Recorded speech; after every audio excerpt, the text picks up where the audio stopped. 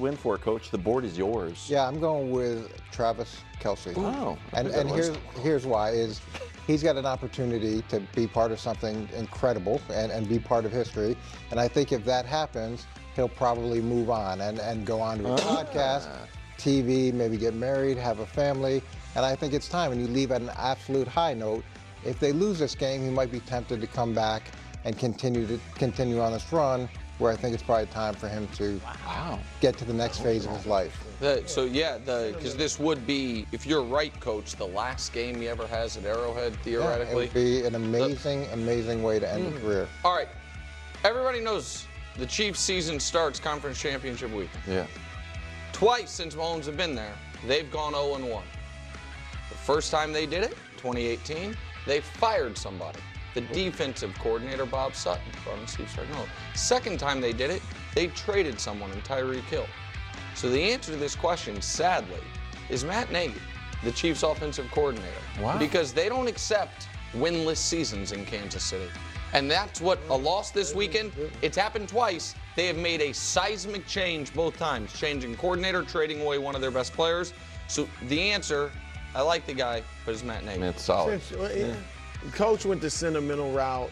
Nick just went literal. I mean, that really could happen. I'm going with DeAndre Hopkins. All right, 32 years old, no longer a great receiver, still good. But he's going to be a free agent after this season. And we know the Chiefs have the young receivers. Rashee Rice will be back. We saw how emotional DeAndre Hopkins was when he got to the Chiefs right after the first game. It's a dream come true. I mean, this guy, 14 years in the league, only made the playoffs 5 times. He wants a Super Bowl. Do it for DeAndre. Can I also no catches last week? First game of his entire career. Yeah. First game of his entire Do it career. for DeAndre. He's been a Chief for 15 minutes. Yeah. Exactly. That doesn't even make any sense. What are we even saying here? And it's not a must-win for Travis Kelce, and I'm pretty sure if they win 3, I mean, Travis Kelce might try to go win 4 in a row. Like, you think he's gonna want to not do that? You know, I don't know, and I don't really care about his love life, and he's maybe gonna get married and have kids. Okay, great, that's fantastic. And no one thinks that offense is run through Matt Nagy. I mean, it's obviously Andy Reid. Like, what are we even saying here? You know, who is this a must-win for? You know, which Kansas City Chief is in a must-win?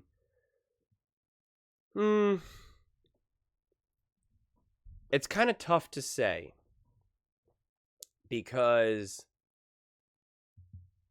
I don't think it's Travis Kelce. I don't think it's Andy. I don't think it's Mahomes.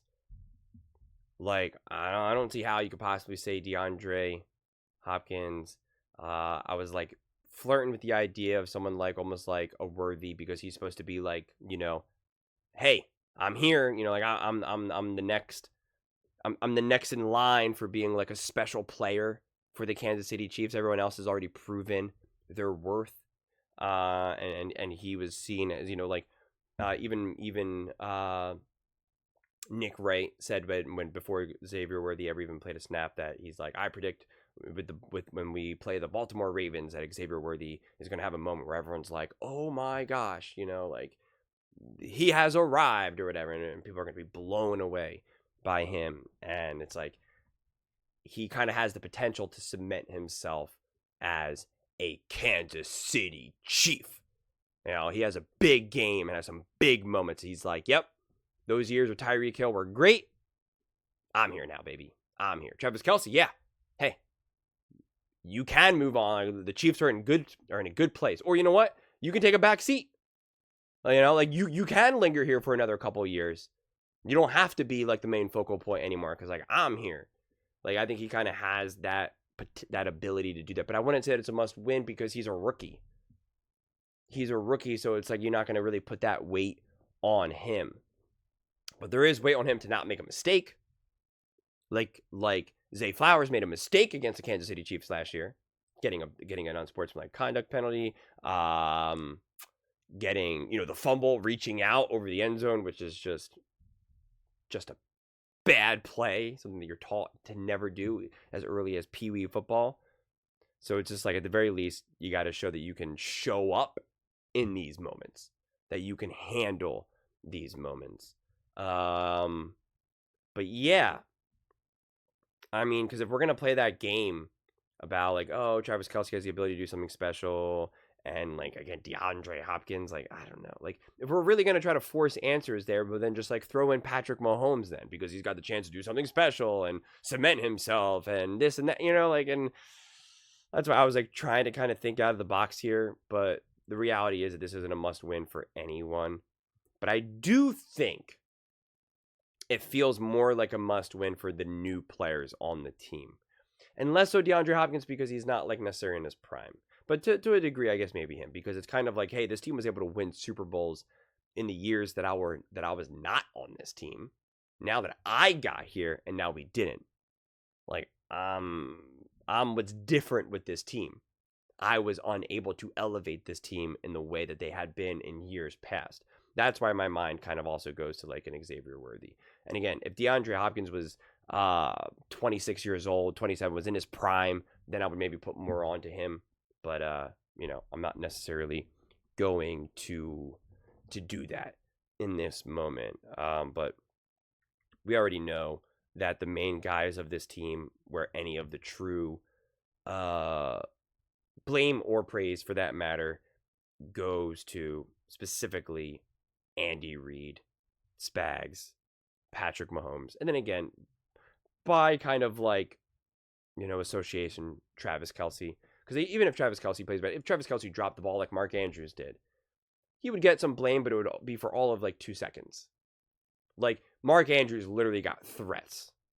That would not happen to Travis Kelce. It just would not happen. So he so many of these main people are so, they're protected, they're insulated. So it doesn't feel like there's any type of must win. Like, Patrick Mahomes has nothing to prove to anyone. He's already proven to be an all-time great and an amazing player. Andy Reid, obviously already proven to be an all-time great coach. Travis Kelce's back. So it's just like, we can kind of keep going in circles in that.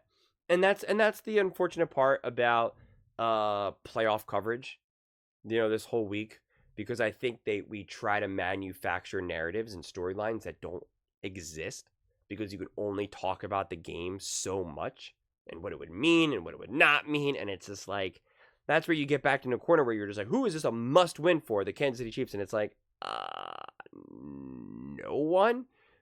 And if the answer is not one of the main people like Andy Reid, Patrick Mahomes, then it's kind of like, well, then who cares? You know what I mean? If we're not talking about the stars, if we're not talking about the head coach and the star quarterback, it's like, well, then, like, you know, you cares if the offensive coordinator gets fired for the Kansas City Chiefs? Like, he's been a big focal point of the Kansas City Chiefs offense and success? Like, of course not. No one believes that. No one's like, man, Patrick Mahomes has only been special because of the offensive coordinator. Like, no one thinks that. No one thinks that. No one thinks that the Kansas City Chiefs' hopes of winning the Super Bowl is on the shoulders of DeAndre Hopkins. Like, so it's a weird situation to be in, quite frankly.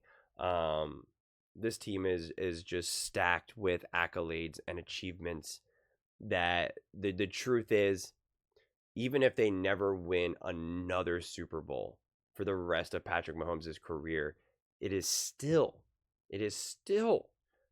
an all-time great career. Still.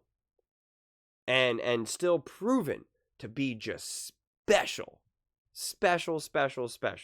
for all of them involved, no matter what lens you want to look at it through. Patrick Mahomes, Andy Reid, you know, whoever, Travis Kelce, like, truly special. And like I've said now in multiple videos, it's like the Kansas City Chiefs to me are already a dynasty. They're already a dynasty. And if they lose this year but win next year, or even if they lose this year and next year but then win the year after, like, it's still all part of a dynastic run to me. Their dynastic run for me, if I really think about it, really started in 2018, you know, continuing to now.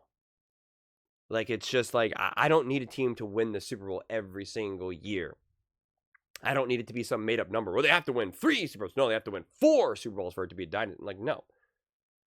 They've been the cream of the crop. They've been the top team. They, Patrick Mahomes, Andy Reid, those names are just synonymous with success, with elite, with special. And it's been that way since 2018, since before they even won a Super Bowl. So to me, that's when that dynasty, that dynastic run starts. And if they lost, even if they lost the next 3 years, and it wasn't until what would that be, 28, 29, and they won a Super Bowl, I'd be like, yeah, they've conquered for the last decade. I would still put it all in, as long as they don't fall off a cliff and they're not miss the playoffs 2 years in a row or something, which I don't believe would happen. Outside of anything like that, it's just no, there's still that massive threat. There's still that team that everyone's chasing. Patrick Mahomes is still that quarterback that everybody wants to beat, that people want to knock down, right? So it's just I kind of put that all under, the umbrella of this conversation as a whole. And I keep saying, and it just becomes more and more relevant now that we're obviously really pushing up against it. Again, the three-peat for me, and it's just my honest opinion, is I can't explain why. It just doesn't move the needle for me. It truly doesn't. So I don't feel like that's at stake. It's oh my God, oh my God, oh my God. Patrick Mahomes does this, then he can really, no.